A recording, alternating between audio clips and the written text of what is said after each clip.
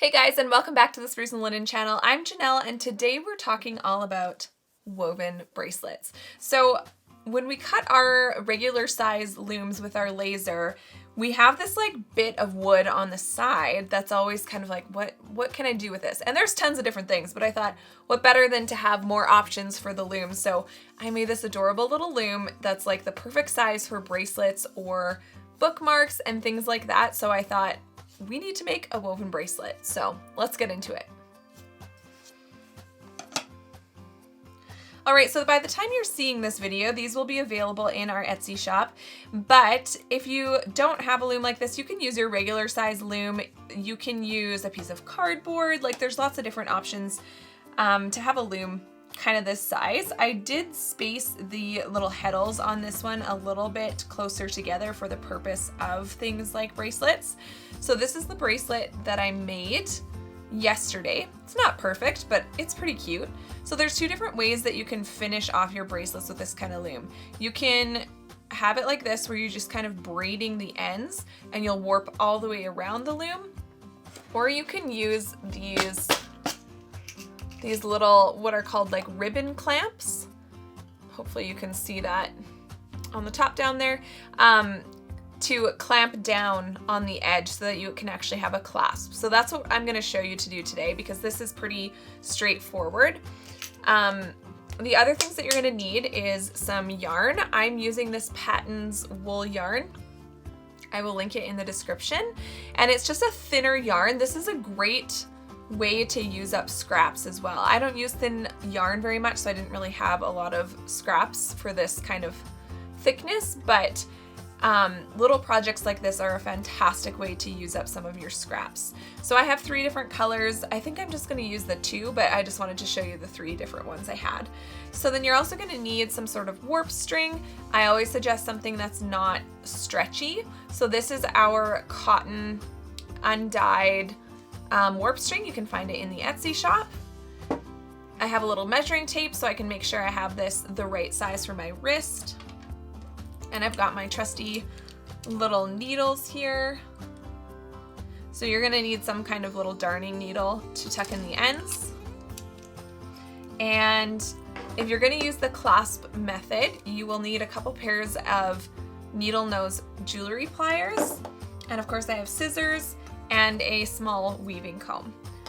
All right, so I'm gonna first show you how to warp these. It's very similar to how you would warp a woven wall hanging. But I just wanted to quickly show you how to double warp your loom. So it's just as it sounds. It just means that there's a double amount of warp strings. And that's just gonna, for small projects like this, we really want everything to be close together and we want more warp strings.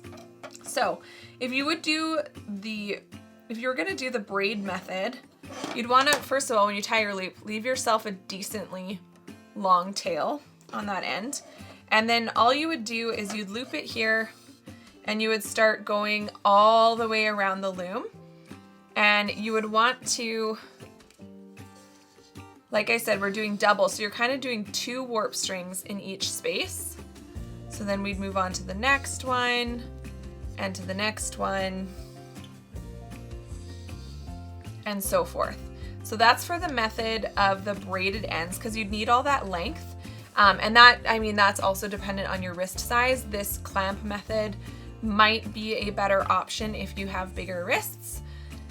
So the way that I'm going to be doing this is the same way we do a woven wall hanging, but like I said, I am going to go around and do it a double warp. So again, you just want to have 2 strings in each space, except for the first one, of course. So it would be warped just like this. And then as far as the width goes, that's all going to depend on your clasp situation. So that's what it's going to look like on there. Then you would tie, I think the way I did the first one was I went all the way back down and tied a knot down there. So then all you'd want to do is make sure that your width is going to work with your clasp. So this is probably too many strings, 2, 4, 6, 8. But once we start weaving, this is going to want to squeeze in a little bit, and we're going to be weaving pretty tight. So 8 strings for this particular clasp that's 2 centimeters wide is probably the right amount. Now we've got this on the loom, let's start weaving. Okay, so you can see that I did most of the weaving already. This is all just plain weave. If you don't know what plain weave is, I've shown it in quite a few videos, but a quick explanation is just plain weave is the simplest weaving stitch. So in this case, this previous row, we have over, under, over, under, over, under. So when I do the next row, I'm gonna be doing the opposite. And that's all that plain weave is. So I'll just quickly explain what I all did here. So down here at the beginning, I did about 6 rows of warp string, just so that it would be tighter and smaller. And then the rest of this is just plain weave. I've already tucked in the ends for all these sections, but I'll show you how to tuck them in up here. And yeah, it's a very simple process. You could add in tons more stripes. You could use sparkly yarn, like you could go crazy with this. I kept it pretty neutral and simple because that's what I love, but you could really get a lot of different kinds of styles doing this. So I'm on the last few rows, so I decided I wanted to weave my bracelet. So if you measure your wrist, my wrist is about 6 inches, but I'm gonna make this a little bit smaller than that because we have to consider the clasps that are gonna be going on that are gonna make it slightly bigger, and I'd rather have it a little on the smaller side and add more chain than to make it too big and not have it be able to be tight, or at least fitted.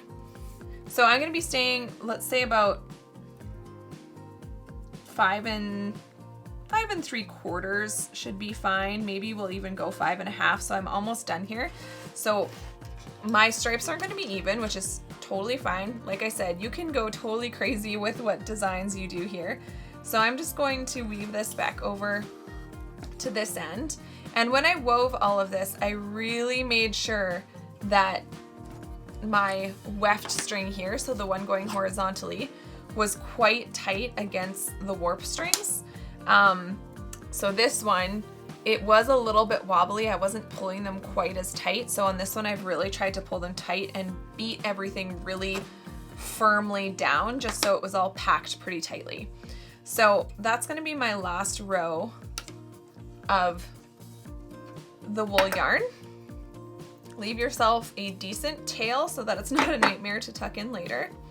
And then I'm just gonna take, again, another little piece of my warp string so that I can finish it off the same way I started.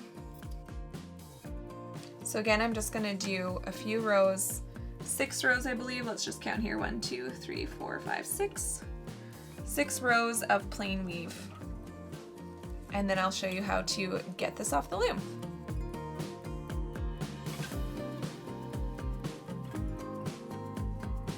Okay, so now I've done my last row of plain weave with the warp string. I'm gonna flip the loom over and we're gonna tuck in these ends. So you can see the ends I've already tucked in. I'm doing them at an angle for this project because something that you're going to be wearing, I didn't want to weave them in straight because the pulling on the bracelet could eventually let them loose. So that's why I did them on a diagonal. So I probably could have used a bit bigger of a darning needle, but this one still works. And hopefully we can zoom in enough so you can see what I'm doing here. But I'm basically just picking up threads on one side, and I'm just going up about 3 stitches at a diagonal. So hopefully you can see that pretty clearly there. And then you're gonna pull the yarn through. And then carefully take your scissors and cut it off really nice and short without cutting any other threads.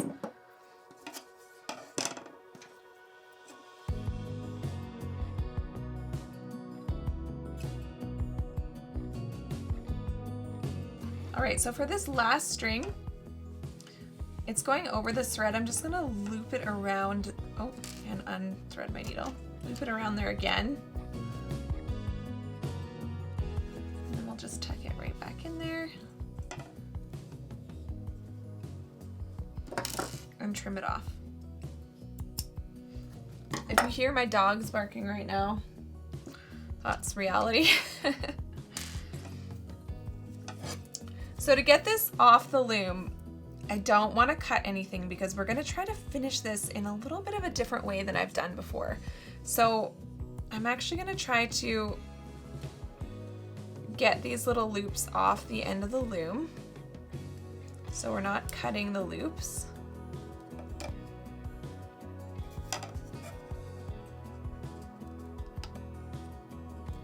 So this is where you would not want to warp your loom too crazy tight. Get those little loops off, and then we can just pull it off the other end. All right, so now you can set your loom aside. And what we're gonna do is I'm going to unknot one of these. Actually, I don't think I even need to do that. But basically what we're gonna try to do here is, instead of cutting those off and looping them in, I'm going to attempt, to pull the warp strings taut on that end. So very carefully, not pulling it further than it needs to go.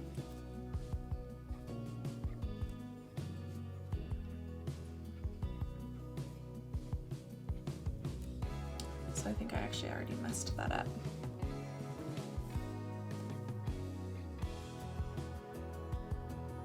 Did I?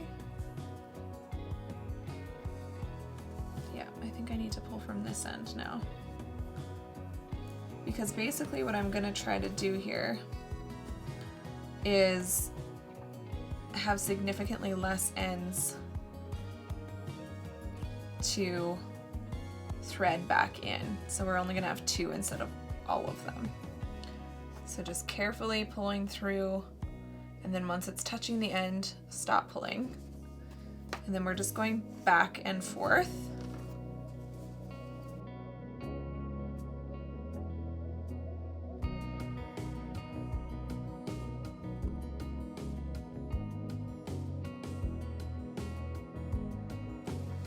All right, so you can see we're just left with these 2 really long tails, but this end is now finished really nicely. I got a little bit of a crooked thing going on here, so I'm just gonna try to even out that. And now with these threads, I'm just gonna cut a little bit off of them. And I'm going to take my little needle. So all of this is going to be hidden behind this clamp. So I'm going to sew these 2 threads into the center and tie them off in the middle, and then they'll be covered up by that clamp.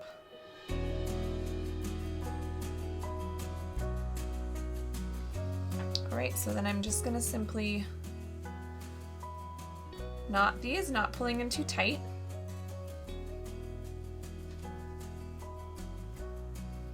Do a triple knot here just to be safe.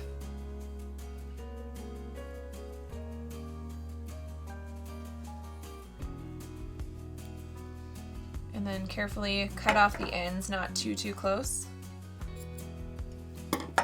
All right. So now we're ready for our little clamps here. So I got these from Michael's. I will link them in the description, but I will tell you that in order to get 2 of these matching pieces, I had to buy 2 packages because for whatever reason, all the other sizes, there was 2 of each. But then the bigger ones, there was only 1 of each color, so I thought that was a little bit silly. You're also gonna need a lobster style clamp, or just any kind of clamp, and a couple of jump rings.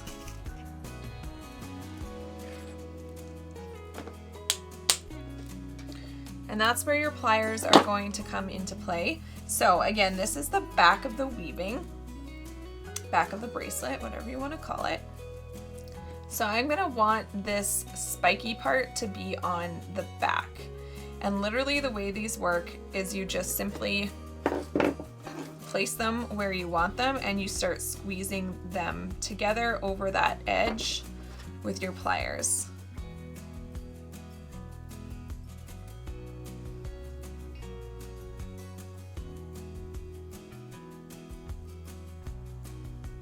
Now, if you really wanted to, you could also put a little bit of glue in there just to make sure nothing could ever slip out, and that might be a good idea if you're gonna wear this a lot.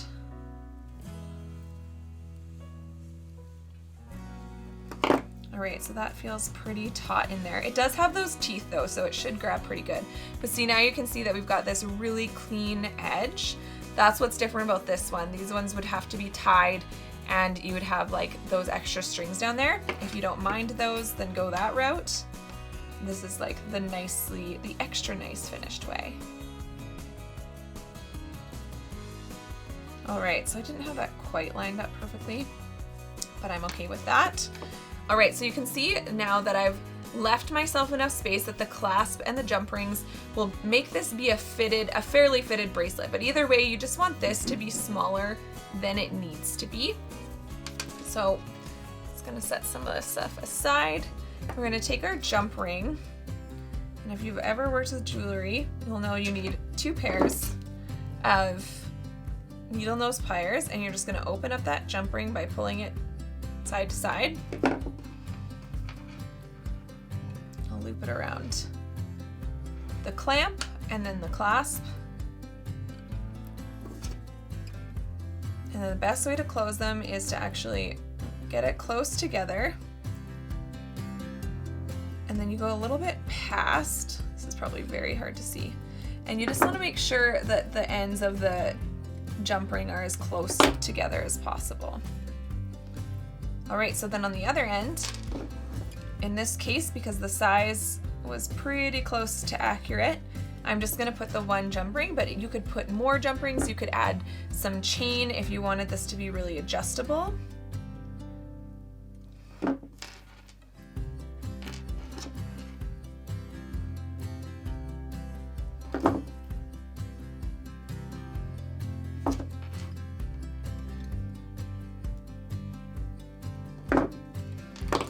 All right, you guys, that's it. It's all done. I'm going to attempt to put this on by myself, and probably will have to end up calling Cody to get it on me because it's really fitted. All right, you guys, here is that cute little bracelet on me. I had to go get Cody to help me put it on because I made mine a pretty tight fit, but it fits really nice. I love these little clamps. I think they give it just a really nice finesse. You could see how you could have a ton of fun with stuff like this. It's a small, quick project. You can use your fancy yarns because you only need such a small amount of them.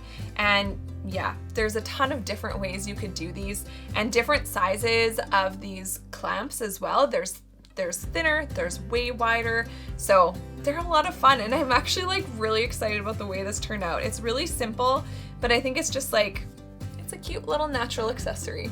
So like I said, by the time you're seeing this video, these bracelet looms will be in the shop, so I hope you'll check them out. I'll put the link in the description box below. If you like this video, please hit that like button, subscribe, and click the bell to get notifications when I post new videos. Thanks so much for watching, and I'll see you on the next one.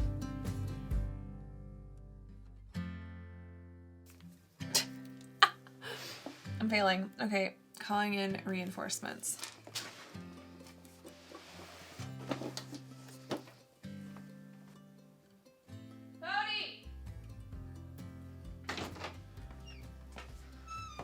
Cody to the rescue. Sweatband. I feel like this would be a really cute watch. Is that a thing? Can we do like a wool woven watch band? I think you could. I think it'd be really cute. Bracelets. Am I displaying this properly? It's glorious. Oh, this one is just dying. Well, it just died. That's insane. Perfect timing.